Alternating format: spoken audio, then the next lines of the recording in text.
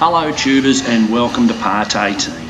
I told you I'd be back. No, this is just a bit of tail end video of the ferry crossing the strait, I beg your pardon, heading into Port Phillip Bay. Yeah, nice early start for these wharfies down here. I tell you what, they get into it early, make a racket. But yeah, we left Devonport and all that on time, no worries, and seas were pretty good out in the strait. Only, I think, about 2 metres, a little bit of rain as we approached the mainland and that sort of thing, but no big deal. Had a good feed on the boat, and yeah, so say goodbye to Tassie anyway, and welcome back to Melbourne.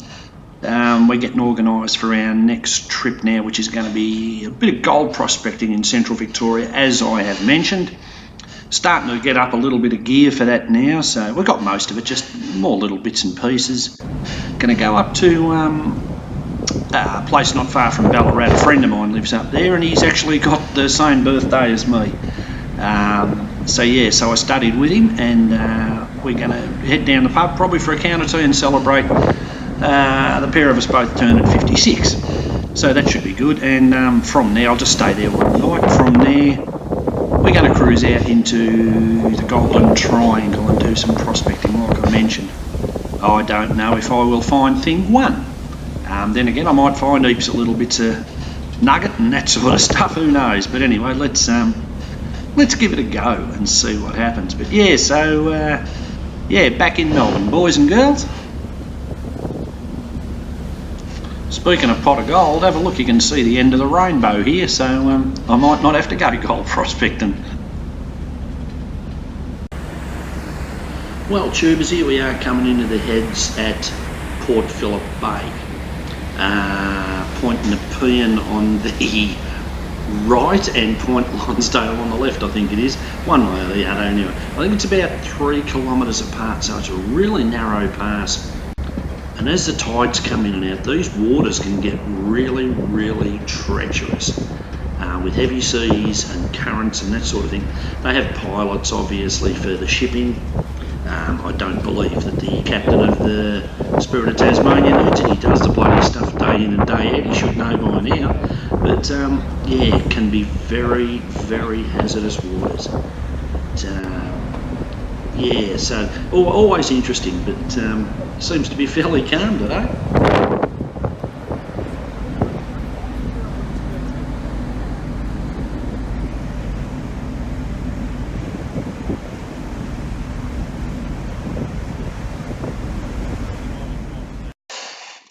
Tell you what, tubers, no rest for the wicked. Mum and Dad had a couple of trees they needed cutting down. Well, some fell down in a bit of a storm actually, so just as I was on the boat. So the next day I get home and I'm into it. Starting to cut all this up and split it all up. So yeah, it all adds to the firewood, which is great. Saves buying it because it's very expensive here, not like Tasmania. It seemed relatively cheap. Got a massive big piece here that this was actually 2 pieces like this. We'll cut it all up, and yeah, that'll be a good bit of firewood there. So actually, talking of fires, when I was in the caravan parks in Tassie, a lot of the caravan parks let you have a fire, but it's got to be in a specific sort of fireplace. Has to have a base, and you can't just put hot coals all over the ground and that. So I bought this off a guy off eBay, and have a look at this thing. It's fantastic. It's all plasma cut, I imagine, but it all just slots together real easy. No screws, no nothing. It's as sturdy as you like, and it packs up into a dead flat little bag. And what a bloody beauty. So yeah, I thought that was well worth getting. And it's only sort of, you can cook put your pan on it and that sort of thing, or a camp oven on it, and that's going to be a bloody beauty. So yeah, that's something I really missed in Tassie that I didn't have. And little campfire is nice, I think, as anyone will tell you.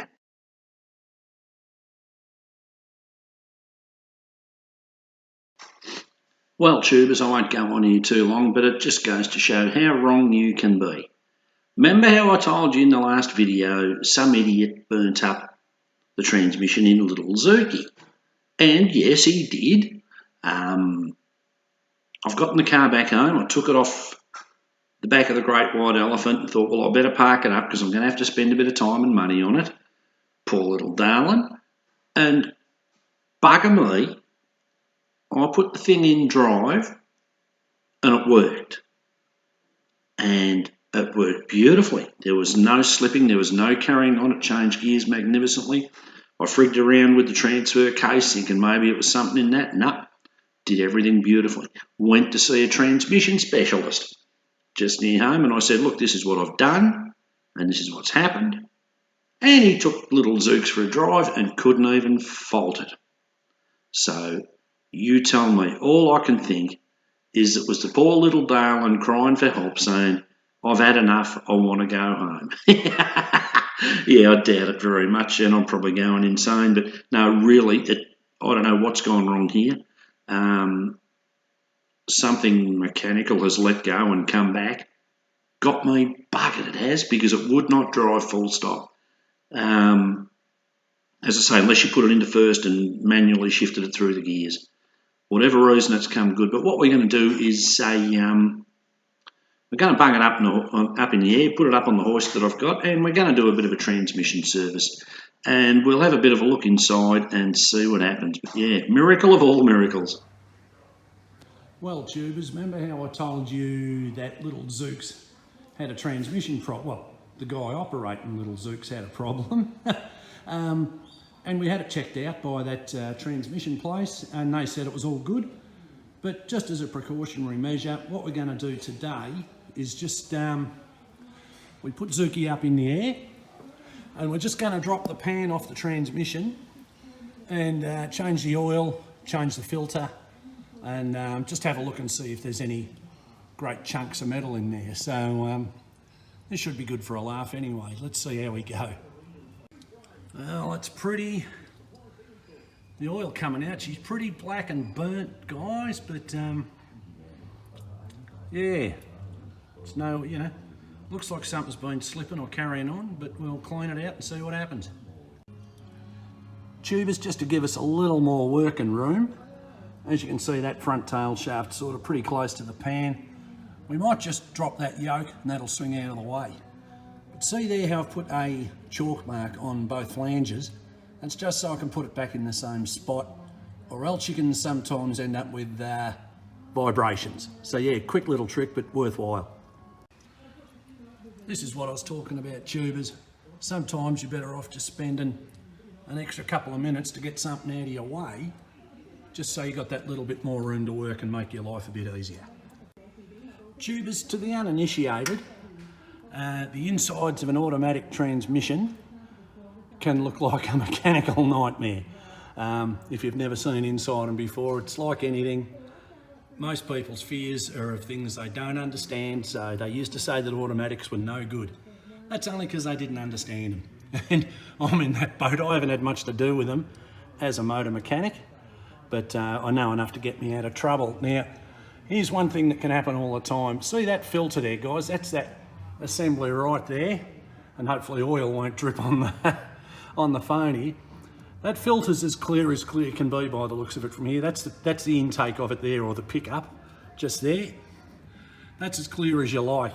Now, unfortunately, the parts that I've been supplied, new gasket there and the new filter, which I was going to change out, are different sorts. Now, this is one of the traps of not only buying off eBay, but it could be at any store, so it's not their fault. I gave them obviously not enough information, so I'm not going to change that. But looking at it, I'm not going to really bother even removing it to clean it, because there's a good chance I'll break the gasket and then I have to make one, and that's a lot of mucking about. That little wire's fallen out of that clamp. So we're going to leave that. We'll just change the pan gasket, fresh oil, and that should be about it. Now, having said that, we've dropped the pan off. Let's go and have a look at the pan and see what that looks like. Now, there's no big chunks of, as you can see, the oil's a rotten colour. That should be a nice pinky colour. These are two magnets that the factory puts in. They've done their job and collected bits, but it's extremely fine.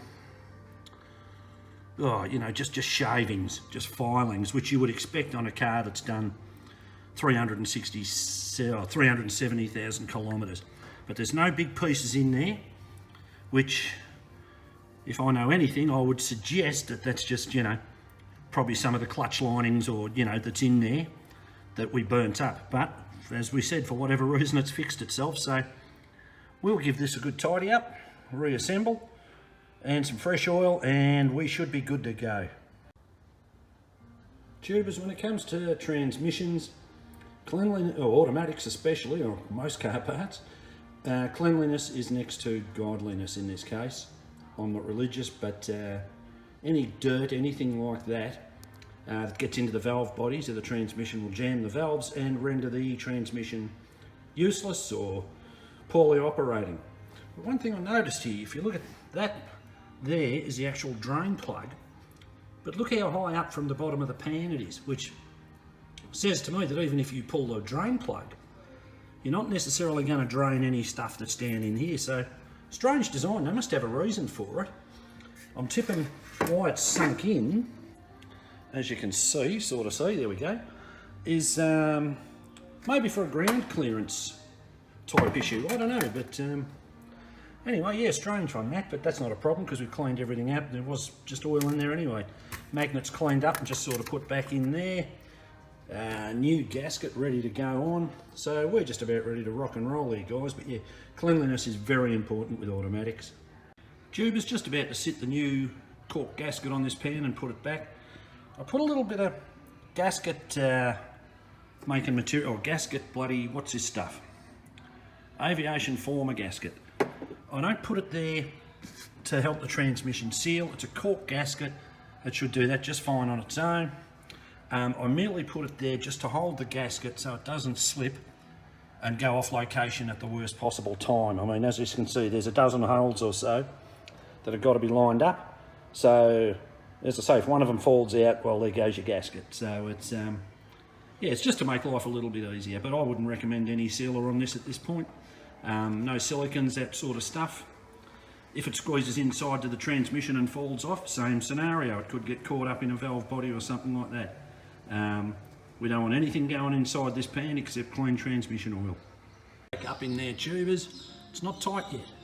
When you're doing anything like this, you know, sump gaskets, any sort of multiple bolt flanges or anything like that, make sure you start all the bolts first. It's no good putting in one and tightening it, because the others won't line up and you'll strip threads and you'll bugger gaskets and you'll do all sorts of stuff trying to get it to go. So just put them all in loose, as you can see, and then just go around in a circular fashion and just nip them up slowly. They don't have to be super tight.